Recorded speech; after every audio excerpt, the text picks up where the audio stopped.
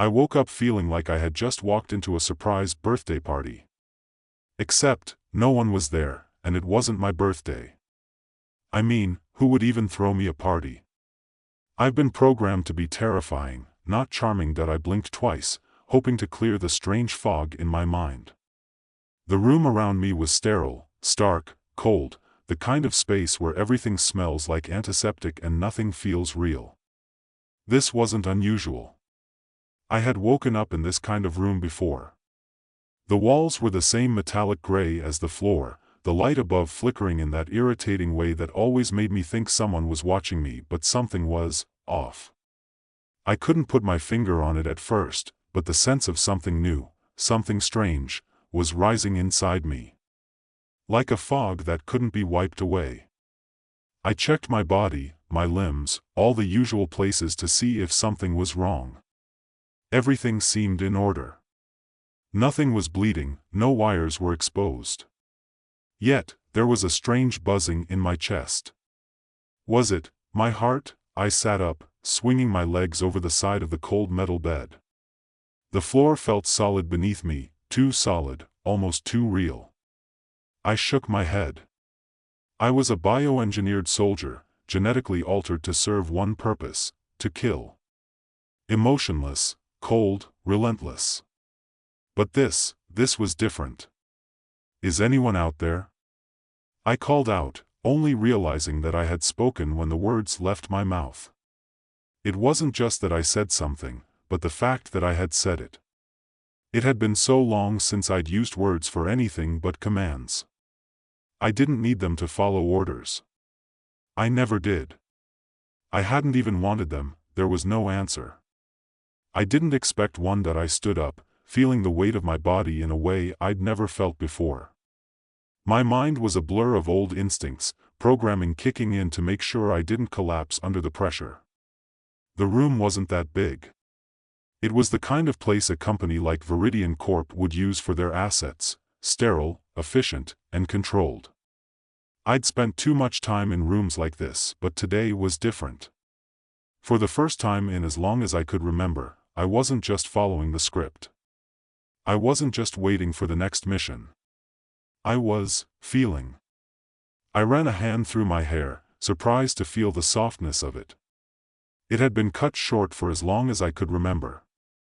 Too short. Too controlled. My fingers trembled as they brushed through it.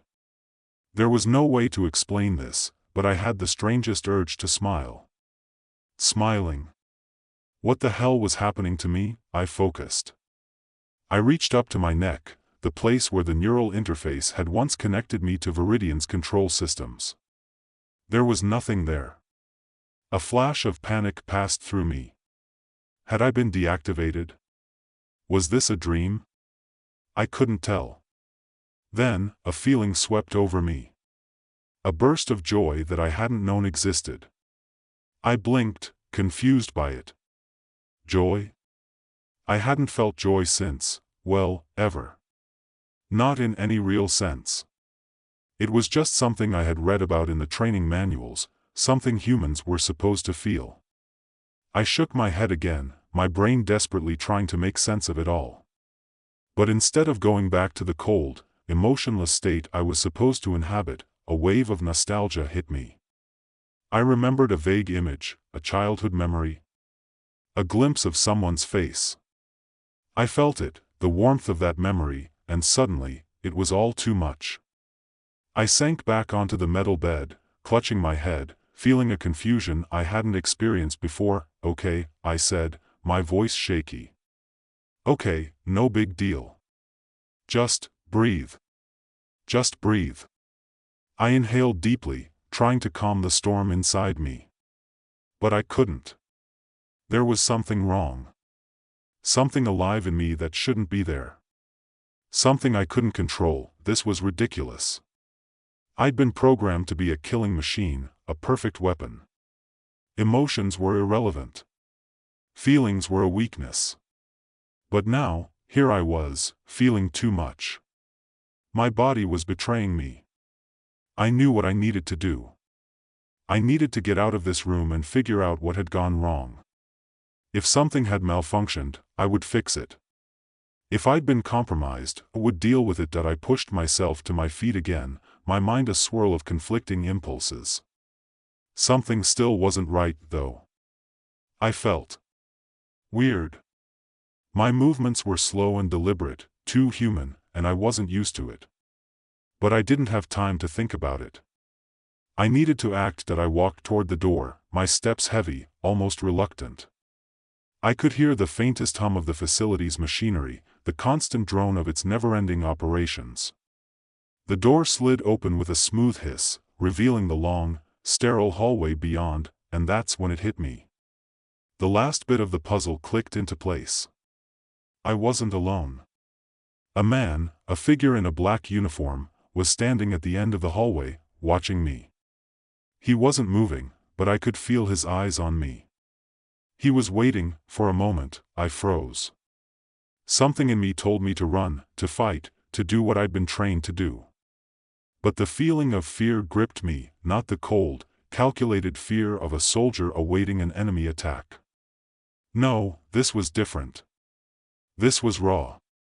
It felt human. I had been trained to face any enemy, to eliminate any threat without hesitation. But now, I was the one who was afraid. Sam Harris, the figure called out, his voice sharp. Come with us. I didn't move. I couldn't. My body was not responding the way it was supposed to. Every instinct in me screamed to fight, to kill, but something deeper was holding me back. Something that wasn't supposed to be there. A feeling. Fear? Maybe. But there was also something else. Curiosity. I was curious. Who was this man? Why was I afraid? What had happened to me? Sam, he said again, his voice more insistent. We're here to bring you back. Viridian demands it. Viridian? The company that owned me? My heart beat faster. Viridian was the one who had created me, trained me, made me into what I was. They didn't want me to feel. They didn't want me to remember. Not going back, I muttered to myself. I took a step forward, not in defiance, but in an attempt to push through the chaos in my mind. Whatever had happened to me, whatever had changed, I was done being their weapon. I had to figure this out on my own. I couldn't let them control me anymore. The man at the end of the hall began to move toward me, his steps purposeful, but I didn't flinch. For the first time, I wasn't a weapon. I was something else. Something human. The figure in black closed the distance between us quickly, moving with purpose. He didn't look like a soldier, not in the traditional sense. He wasn't wearing the standard military armor or a tactical vest with weapons strapped to him. Instead, he wore sleek black gear, smooth and without the usual heavy fabric that made soldiers look bulky. It was almost like he was designed to blend into shadows. I didn't know if he was a hunter sent by Viridian Corp to bring me back or something else, but I knew one thing: he wasn't going to get any closer without a fight. My mind raced. Fight. Fight. That was the instinct, wasn't it? The urge I had been trained for my entire life. Viridian soldiers would have been programmed to eliminate me without hesitation. The problem was, I wasn't exactly sure what I wanted to do. Was I still just a weapon, acting on impulse, or was I now more than that? Did I have a choice? Was I really capable of making a choice? The man continued walking toward me, his footsteps echoing down the long corridor. I could feel my muscles tensing, instinctively preparing for a confrontation. The fear was still there, but there was something else too. Something new. Anger. I clenched my fists, feeling the familiar heat of rage surge through me. Anger at them, at Viridian Corp, for turning me into what I was. Anger for taking my humanity away. Anger at the fact that I had feelings now and didn't know what to do with them. I wanted to scream at him, to let it all out. But I didn't. Instead, I did the one thing that I had never been trained to do. I waited. The man stopped just short of me, standing still, his expression unreadable. He wasn't rushing me, wasn't threatening me outright. There was a subtle tension in his posture, but it wasn't the stance of someone ready to fight. "You're malfunctioning," he said, his voice low, controlled.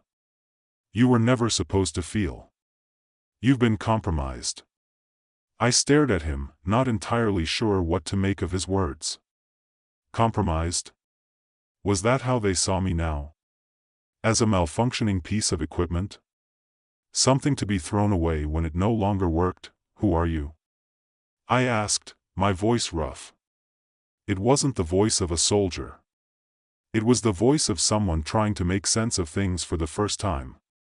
Trying to ask questions instead of just following orders. "Does it matter?" he replied, his tone cold. "All that matters is that you're a threat now. You need to come with me. Viridian wants you back." I shook my head, taking a step back. The anger inside me flared again, stronger this time, but so did something else. Something that was even harder to admit to myself. The fear was still there, gnawing at the edges of my mind, but it wasn't as paralyzing as it had been moments ago. "I'm not going back," I said, more firmly this time. The words came out before I had time to think, and somehow, they felt right. The man's eyes narrowed. I could see his jaw tighten beneath his black mask. He didn't say anything for a moment. His gaze flicked over me, and I felt a shift in the air between us, like he was evaluating me, sizing me up. He took a slow, deliberate step toward me. "You're going to regret this," he said, voice lowering. It wasn't a threat, it was a fact. But it didn't scare me. It should have. It should have sent me into a panic, but instead, I felt calm. Before I knew it, I was moving. Without thinking, my body reacted, and I spun around, reaching for the nearest object to defend myself. My fingers closed around the cold metal of a nearby table, something I hadn't even noticed before. In my panicked state, the man was already in motion, too, his speed catching me off guard.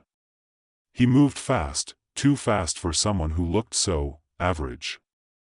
He lunged for me, and before I could bring the table up in defense, he slammed his palm against my chest, knocking me back hard against the wall. Pain flared through my body as I collided with the cold surface. My breath caught, but I didn't stop. I couldn't stop. I was human now. And maybe that was my strength. Maybe that was why I wasn't just some weapon anymore. I wasn't some machine you could simply shut down or control. I shoved myself off the wall, twisting out of his grip before he could fully react. I didn't feel the control I was used to, the discipline that had kept me focused before. Now, I felt a surge of chaos, a fight for survival, a need to protect something, to protect myself, whatever that meant. Now that I swung the table at him, but he dodged it with an ease that made me realize how outmatched I was. He wasn't just any soldier. He was trained for this, and I could feel the cold professionalism in his every movement. "Stop," he ordered, his voice unyielding. I didn't. Instead, I launched myself forward, striking out with my fists, but my body was slow, too slow. My training had always been about precision, about killing without hesitation. But now? Now, I was confused, unsure of who or what I was supposed to fight for. The man blocked my punch and twisted my arm behind my back, forcing me down to my knees. Pain shot through my shoulder, and for the first time in what felt like forever, I felt something besides anger and fear. I felt helpless. "Come with me, Sam," he said again, his grip tightening. "It'll be easier if you just let go. Viridian has plans for you." I gasped, trying to push myself up, but his grip was unyielding. My mind spun, and in that moment of pain and vulnerability, something in me snapped. I couldn't just submit to this. I wasn't a machine anymore. I had feelings. I had thoughts. I had choices that I didn't want to be controlled anymore. I didn't want to go back to the cold, empty world that Viridian had created for me. They had created me as a weapon, a tool, but now I was something more. I twisted my body, using the pain in my arm to leverage myself. I felt the man's grip loosen just enough for me to break free. I didn't waste the opportunity. I spun around, using my other arm to strike at him, hitting him square in the chest with a powerful punch. The force of it sent him stumbling back, his eyes widening in surprise that I didn't stop there. I wasn't going back. Not now. Not ever. I rushed forward, feeling a strength I hadn't realized I had. He tried to block, but I wasn't just fighting with my body anymore. I was fighting with everything I had, the emotions, the confusion, the rage. It all coalesced into something I didn't have words for. With one final move, I pushed him against the wall, and he hit the floor with a sharp thud. For a moment, neither of us moved. I stood over him, breathing heavily, my mind buzzing with a dozen different thoughts. I had done it. I had actually won. But why did it feel like I had lost something instead? I stepped back slowly, my body still trembling from the exertion. I wasn't sure if I had just made the right decision. I wasn't sure of much anymore. But what I did know was that I couldn't go back to being that soldier, not now that I turned, walking away from him, my thoughts swirling. There was no more path in front of me, only choices. And I had to make them. My choices that I didn't look back as I moved down the hallway, the sound of my boots echoing off the cold metal floors. My chest heaved, each breath sharp, but it wasn't from the physical exertion anymore. I wasn't just running from Viridian or from the man who had just tried to take me down. I was running from the idea of what I had been. What I still could be. I passed through doors that automatically slid open, their sensors reacting to my presence.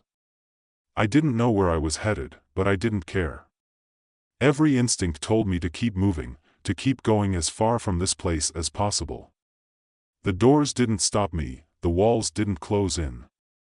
It felt like the world outside of this place was suddenly within my reach, though I had no clue what awaited me on the other side. And then it hit me. What had I really done? I had just defeated one of Viridian's own.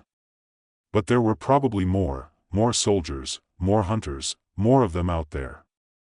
I could still feel the fear crawling under my skin, even though I had fought it off in that moment. Fear that they wouldn't stop. Fear that I wouldn't stop. I couldn't afford to be weak. I couldn't afford to give in to these emotions that I didn't understand. But as I rounded another corner, I felt something in me snap. Something human. A door to my right opened automatically, and I stepped into a large observation room. The walls were made of reinforced glass, and the room itself seemed sterile, cold, impersonal, just like everything else in this place. I didn't know what I was doing there. I didn't even care. But something in the air told me this was a place I shouldn't be. The fact that it was empty only made it more unsettling. Suddenly, I heard footsteps behind me. Without turning around, I knew it was him, the man I had left on the floor, the one who had tried to bring me back to them. Sam. His voice was quieter now, almost as though he wasn't sure if he should be calling me by that name anymore. Sam, listen to me. I didn't turn around. I just continued to walk, slow at first, but with growing confidence. My mind was racing in different directions, trying to piece together what had just happened. I'd fought. I'd won. But what had I won? What did victory even look like in a place like this? Sam, you can't run forever. You're a part of this system. They won't just let you walk away. They're going to hunt you. All of you. I stopped walking, my back still turned to him. The mention of all of you made me feel something, guilt. The idea of others, the others like me, still out there, locked away in their own cages, was unbearable. It wasn't just me who had been affected. It wasn't just me who had been awakened. The others, the soldiers, those who had been modified and altered, turned into tools, could feel now too. If I was right, if the virus inside me was the cause of this change, then the rest of them would be starting to wake up too. Who are you really? I finally asked, my voice steady. I hadn't expected to ask him anything. But something about the way he had spoken, about how he knew the system, felt off. Like he wasn't just some faceless agent. "I'm someone who used to be like you," he said. "Someone who used to believe that Viridian had the right to do what they did to us. But then I saw the truth." I turned around then, facing him fully. He stood there, his posture relaxed now, almost as if he wasn't here to fight. As if he wasn't here to force me to go back. "You've seen the truth?" "What truth?" I asked, genuinely curious. But I could feel my body tense. I didn't trust him. Not completely. He stepped forward slowly, his gaze never leaving me. "It's not just the soldiers who are part of the system. You are, too. I know what they did to you, Sam. I know what they turned you into. But you're still more than just a weapon. You're still more than their tool." I couldn't believe what he was saying. More? I wasn't more. I wasn't anything but a machine to them. But I had felt. I had felt things that I had never experienced before. Anger. Pain. Hope. Was it possible that I could be more than a weapon? I took a step back, my mind spinning.